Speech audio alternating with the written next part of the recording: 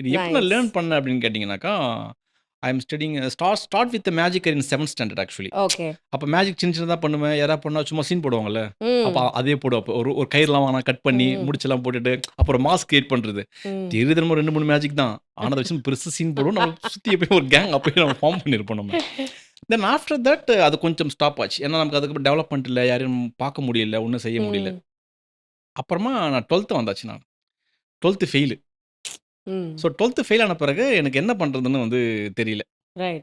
I am much of interest in art ஆக்சுவலா. ஒரு டிராயிங்கில கொஞ்சம் நெறைய இன்ட்ரெஸ்ட் இருந்துச்சு எனக்கு. ஒரு டிராயிங் மாஸ்டர் பண்ண நெறைய ஆசைப்பட்டேன் நானு.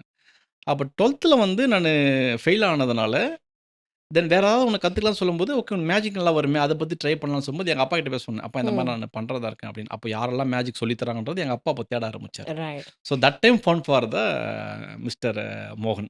ரைட். ஆமா. ஸோ அதுக்கப்புறமா அவர்கிட்ட போயிட்டு மேஜிக்ல லேர்ன் பண்ணி என்ன ஃபைண்ட் பண்ணது வந்து மிஸ்டர் சூரஜ் தான்.